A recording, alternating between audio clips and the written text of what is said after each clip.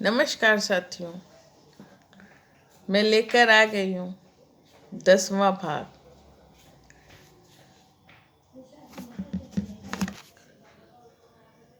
पूर्णिमा राघव शर्मा जी द्वारा रचित शुभदा दी का 10वां भाग।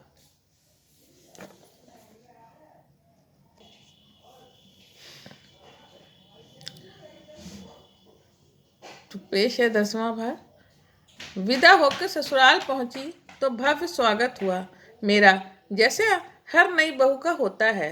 द्वार चार और दई देवता पूजने के बाद एक कमरे में थोड़ी देर विश्राम और जलपान कराने के बाद रिश्ते की ननद ने मुझे मुंह हाथ धोकर अच्छे से तैयार होने की ताकीद की, यह बताकर कि अब महिलाओं के मध्य मुझे नाचना होगा।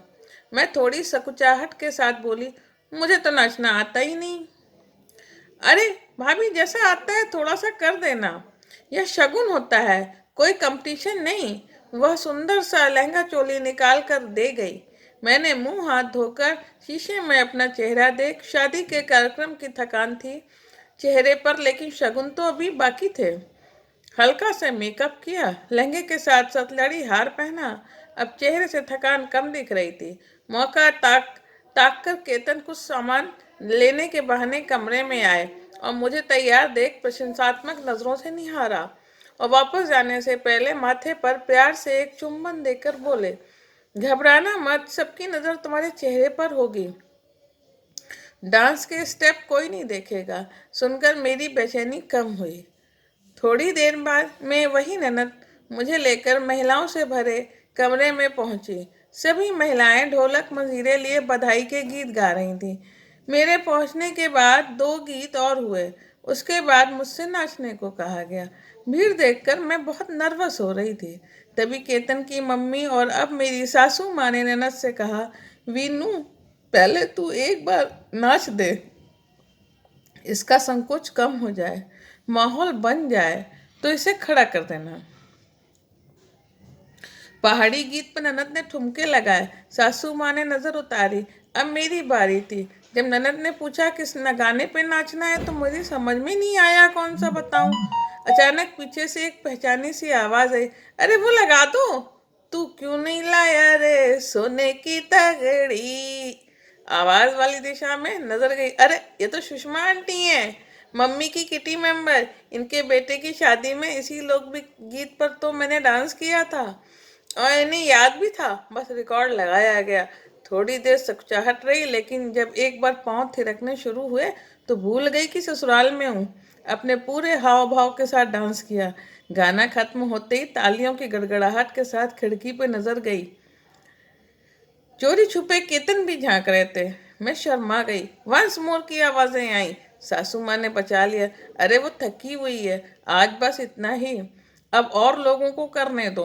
कुछ महिलाओं व नंदों के डांस के बाद नाश्ते के समय घर की बड़ी बूढ़ियों ने मेरे जेवर का मुआयना शुरू किया। ये हार किसने दिया, अंगूठी कितने वजन की है, नथ किसने बनवाई, कितने में बनी, आदि आदि। सबकी नजरों में जिज्ञासा का भाव था, आलोचना का नहीं। साथ ही साथ हर महीना महिला शगुन भी देती जा रही थी, जिन्हें मैं मम्मी को पकड़ाती जा रही थी। नंद डायरी में नोट करती जा रही थी। जलपान किया, एक तरह से डिनर ही हो गया था। मेरा चेहरा देख मम्मी जी ने ननद से कहा, मुझे मेरे कमरे में छोड़ आए और मैं कपड़े बदल के आराम कर सकूं। कमरे में आके सुकून की सांस ली मैंने। इतनी देर से भारी लहंगा जेवर पहनकर बदन अकड़ सा गया था। हल्की सी साड़ी पहनी, मंगलसूत्र को छोड़कर सभी गहने उतार कर रख दिए। बाहर से चहल पहल की आवाजें, महिलाओं के जाने की आहट सुनाई दे रही थी। मिठाई की खुशबू से जी मचलाने लगा था। एक कप चाय की तलब हो रही थी, लेकिन कहूँ किससे। केतन मेरी चाय की तलब से वाकिफ थे। याद आते ही उन्होंने चाय की फरमाइश की तो मम्मी जी को भी मेरी सुध आई। मिसरानी को चाय बनाकर एक कप मुझे भी देने को कहा। थोड़ी देर में काकी ने किवाड़ खटखटाए और मुझे चाय का कप पकड़ाकर बड़े स्नेह से देखा।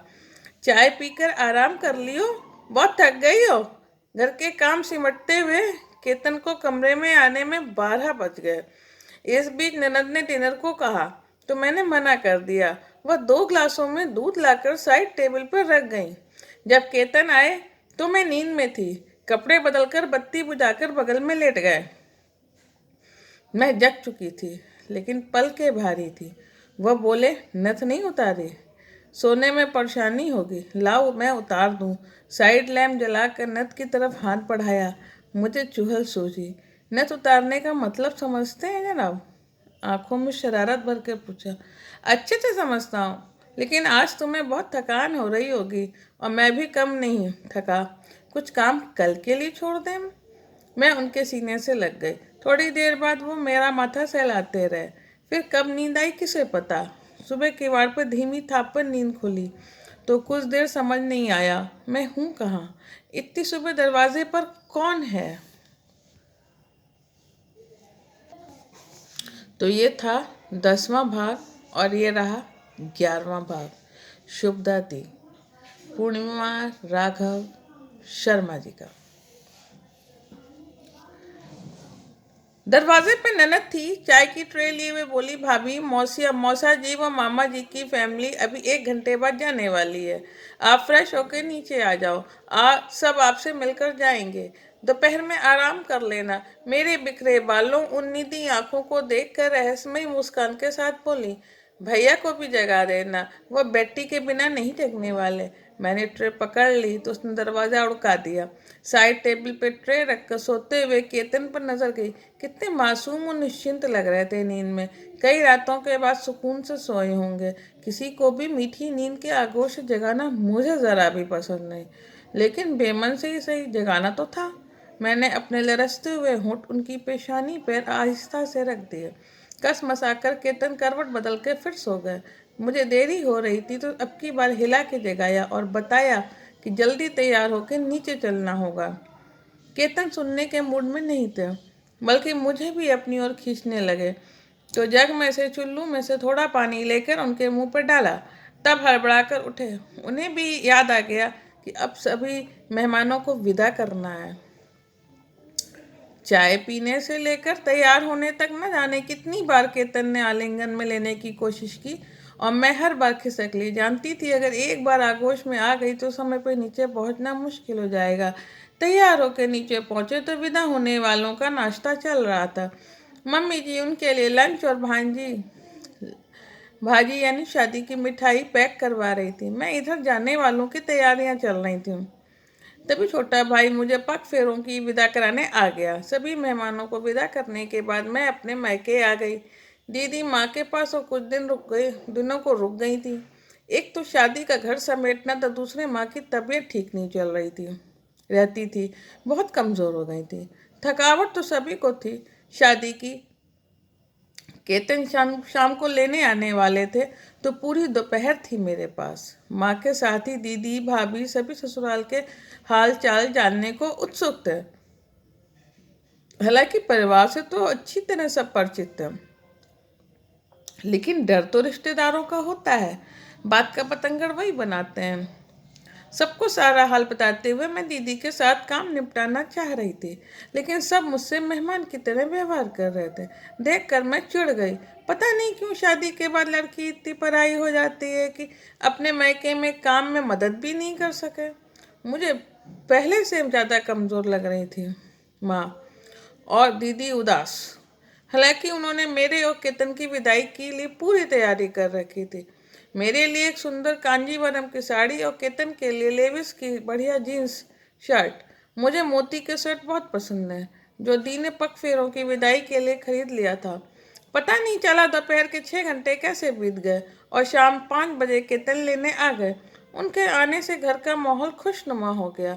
चाय के साथ सगाई की फोटो देखने के साथ शादी की मनोरंजक किस्से भैया और केतन ने सबको सुनाए।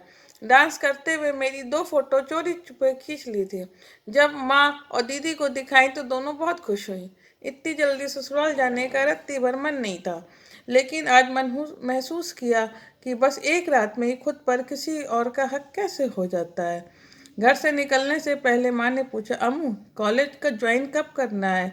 माँ मैं 15 दिन की छुट्टियाँ लेकर आई थी, अब 1 हफ्ता बाकी है। नैनीताल से वापस आकर ज्वाइन कर लूँगी। तो फिर अब यहाँ कब आओगी? थोड़े दिन रहने को आ जा।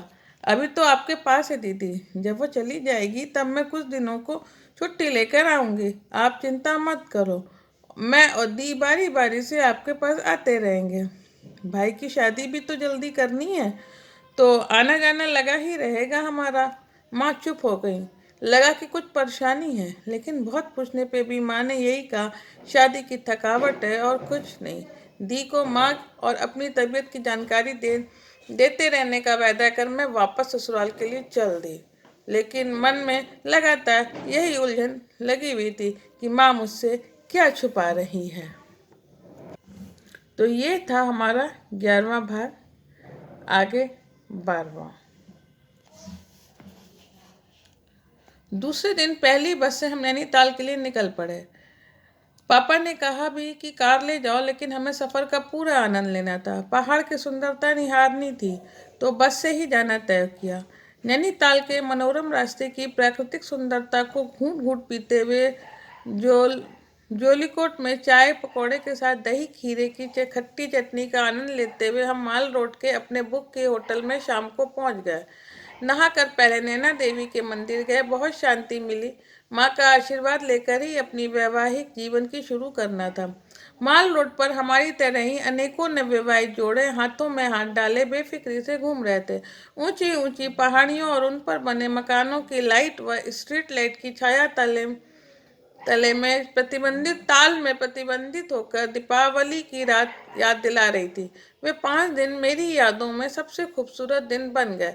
दिन सुनहरे, रातें रुपहली, पहाड़ के सुंदर दृश्य, चारों ओर पहाड़ियों से घिरा ताल और यहाँ के निश्चल सरल लोग। लग रहा था हम स्वर्ग में आ गए हैं। 5 दिन फुर्र से उड़ गए। छठे दिन हम वापस हल्द्वानी आ गए।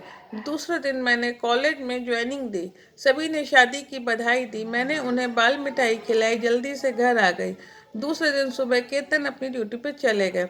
अब मेरी छुट्टियां बढ़ गई थी। आधे समय से ही माँ के पास रह पाती थी। मेरी विंटर वेकेशन आने वाली थी, तो मेरे माँ के पास पहुँचने के बाद ही मुझे माँ की दवाई और परहेज का बताकर वो जीजा जी के पास चली गई। उनके जाने के बाद मुझे माँ ने अपनी परेशानी बताई, जो दी मुझसे छुपा गई थी। दरअसल एक अरसे से दी बहुत परेशान थी। उनका ब्लड प्रेशर फिर हाई रहने लगा था। मसला ये था, जीजा जी के घर वाले उनका आर्थिक शोषण करने लगे थे। एक तो जीजा जी अपने बड़े भाई की बेटी अनुराधा की पढ़ाई पूरी होने तक का सारा खर्चा उठाने का वादा कर चुके थे, तो वहाँ अच्छी खासी रकम भेजते थे।